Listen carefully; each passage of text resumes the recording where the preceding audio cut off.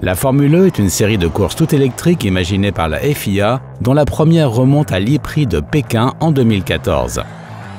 Des courses de Formule E ont déjà été disputées sur 5 continents, avec encore plus de villes uniques et intéressantes devant s'ajouter au calendrier chaque saison. La Formule E est à l'origine une idée du président de la FIA, Jean Todt, que l'homme d'affaires espagnol Alejandro Agag a reprise à son compte pour que la vision de Todt devienne réalité.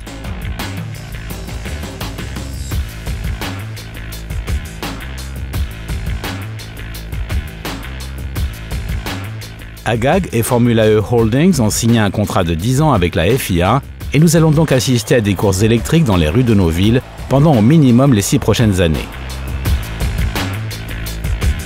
Cette saison-ci, il y a au total 10 écuries de Formule E, chaque écurie ayant 2 pilotes et chaque pilote 2 voitures.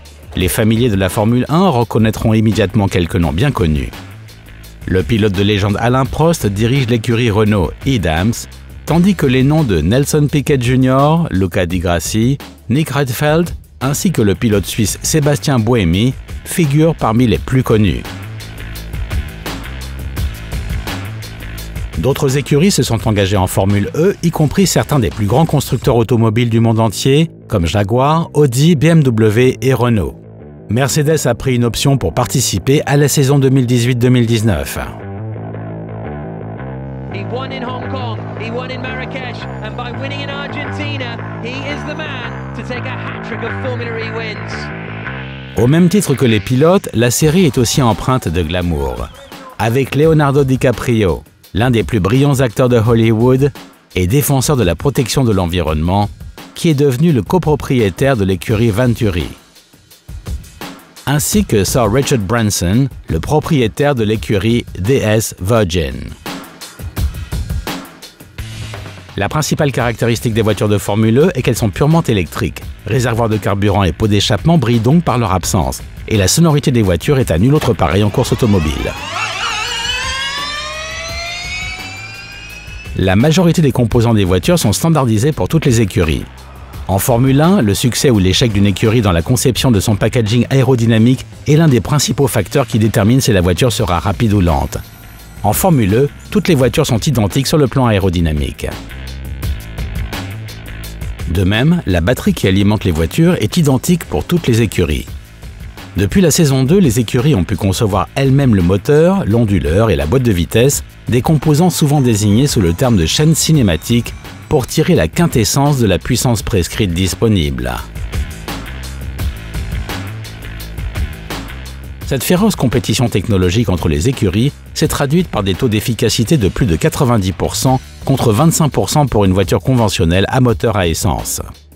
Les différences au niveau de la stratégie de design sont énormes et fondamentales. Au cours des 3 dernières saisons, nous avons vu des écuries utilisant soit 1, soit 2 moteurs et des boîtes de vitesse à un seul rapport ou 2, 3, 4 ou même 5 rapports. Mais quelle vitesse atteignent les voitures? Une voiture de Formule moyenne est capable d'accélérer de 0 à 100 km/h en 3 secondes et d'atteindre une vitesse maximale de 225 km/h. En réalité, les voitures pourraient rouler beaucoup plus vite, mais la vitesse a été plafonnée pour des motifs de sécurité, compte tenu du fait que les courses se déroulent dans des centres-villes. Pour beaucoup, ce qui fait le charme de la Formule E, c'est que la majorité des courses sont disputées sur des circuits urbains dans le monde entier. Cela va souvent de pair avec des tracés étroits, des duels farouches pour doubler et une foule de spectateurs locaux passionnés à quelques mètres seulement des voitures. À la différence d'un circuit dédié à la compétition, la piste est bosselée avec des plaques d'égout et des ornières dont on doit tenir compte. De même, à la différence d'un circuit automobile, il n'y a pas de zone de dégagement au cœur d'une ville, de sorte que la moindre erreur d'appréciation peut mettre fin à votre course. C'est pourquoi un circuit urbain est très excitant pour les fans de compétition. Cela fait aussi venir la Formule E au cœur de certaines villes les plus excitantes de la planète.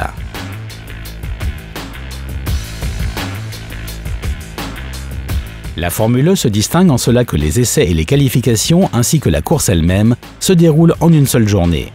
Les premiers essais libres durent 45 minutes, première entrée en action des pilotes, qui découvrent réellement la piste. Bien que déjà familiarisés avec le circuit grâce à une centaine d'heures passées sur le simulateur, c'est à ce moment-là que les pilotes découvrent vraiment les bosses, les aspérités et les virages serrés du circuit urbain. Une autre séance d'essai est prévue, les essais libres 2. C'est la dernière chance pour les pilotes d'appréhender réellement le circuit avant les qualifications et de collecter le plus de données possible pour leur écurie. Puis à midi sont disputées les qualifications. Les voitures prennent la piste en 4 groupes sélectionnés au hasard de 5 voitures chacun. Chaque groupe reste en piste 6 minutes, avec un tour de sortie et un tour de rentrée. Les pilotes n'ont en fait qu'une seule et unique tentative pour signer le meilleur chrono possible. La moindre petite erreur peut réduire à néant des mois de préparation tant l'enjeu est élevé. Pour les qualifications, les voitures peuvent utiliser la puissance maximale de 200 kW. Les 5 pilotes qui ont signé le meilleur temps en qualification disputent ensuite la Super Pole, une séance électrisante d'1 quart d'heure durant laquelle ils prennent la piste un par un pour établir le temps le plus rapide. Cela entraîne souvent une tension palpable et des frictions entre les 2 meilleurs pilotes comme Luca Di Grassi et Sébastien Buemi à Londres à la fin de la saison 2. Si la Super Pole sert à établir la grille de départ, elle permet aussi à l'auteur de la pole position d'obtenir 3 points supplémentaires qui peuvent être décisifs au championnat. Pole position, what a fantastic start to the season. Yeah, absolutely fantastic. Les voitures rejoignent ensuite le parc fermé, en l'occurrence les stands, où l'on ne doit plus y toucher. Chacun a fait de son mieux. Maintenant, il n'y a plus qu'à attendre la course. À l'issue des qualifications, la grille de départ est établie pour chaque course. Il n'y a pas de tour de formation, les pilotes se ruent donc vers le premier virage avec des pneus et des freins froids. Toujours une promesse d'action dans le premier virage. Il n'y a pas de circuit de course de Formule E typique puisque chaque circuit urbain est très différent du prochain, le seul point commun étant que la course dure une cinquantaine de minutes et que le tracé mesure normalement environ 2,5 km de long. En mode course, les voitures sont réglées pour une puissance maximale de 170 kW, mais il y a une exception grâce au Fan Boost, nous y reviendrons plus tard. Lors de chaque course, les pilotes doivent sauter dans leur seconde voiture, ce qui s'effectue normalement entre le 13e et le 17e tour. À la différence d'autres courses automobiles, les écuries n'ont pas le droit de changer de pneus, sauf en cas de crevaison ou de dommage. Cela vaut même s'il pleut. La Formule E utilise des pneus tout temps. Comme lors de tout autre arrêt au stand, les pilotes s'entraînent au changement de voiture et ont une stratégie bien précise quant au bon moment d'en changer, car la quantité d'énergie qu'une voiture peut embarquer est limitée. Les pilotes doivent gérer avec parcimonie cette énergie et réfléchir quand il est judicieux d'économiser de l'énergie et quand il vaut mieux rouler le plus vite possible. Keep pushing, battery 55.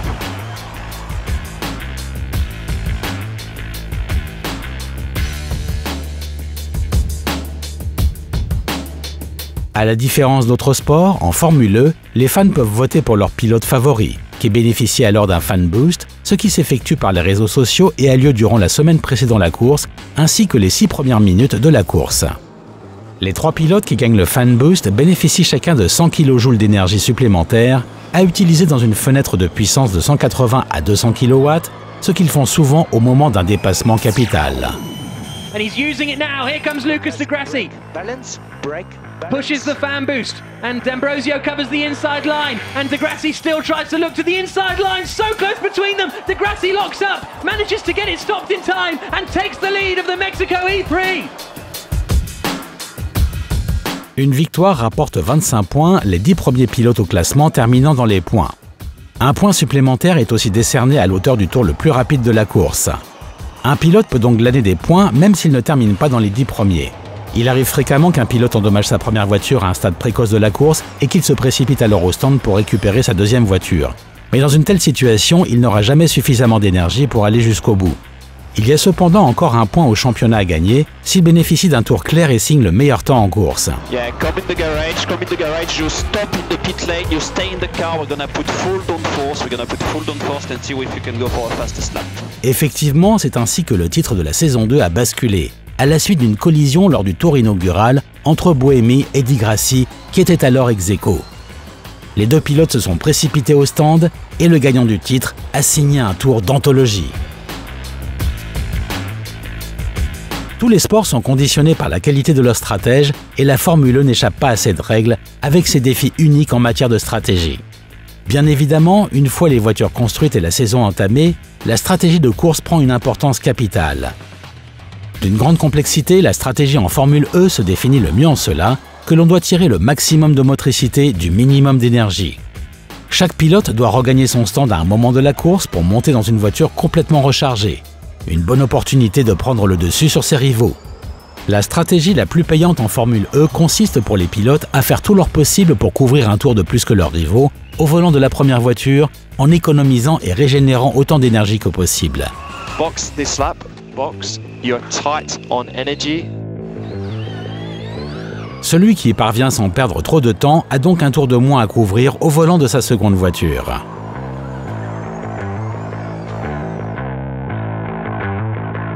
La Formule E a été créée pour stimuler la lutte contre le changement climatique et pour améliorer la qualité de l'air que nous respirons tous. Grâce à leur engagement en Formule E, les constructeurs automobiles ont une opportunité unique de pousser réellement la technologie de la voiture électrique à ses ultimes limites et d'apprendre directement de ses expériences.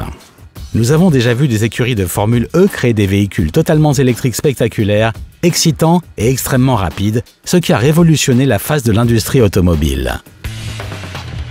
Mais l'engagement de la Formule E envers l'environnement ne se limite pas aux voitures. C'est toute la planète Formule E qui préconise l'utilisation de différentes sources d'énergie profondément renouvelables. Tous les équipements nécessaires pour la course sont alimentés exclusivement par des panneaux solaires photovoltaïques et les spectateurs sont invités à utiliser les transports en commun pour se rendre aux courses et en revenir, ce qui est d'autant plus facile que celles-ci sont disputées au cœur des villes. Tout en étant une série de courses automobiles compétitives et excitantes, la Formule E a pour objectif majeur de promouvoir l'utilisation des véhicules électriques, nous rapprochant du jour où les voitures électriques seront la norme sur nos routes et où nous irons vers un avenir plus propre.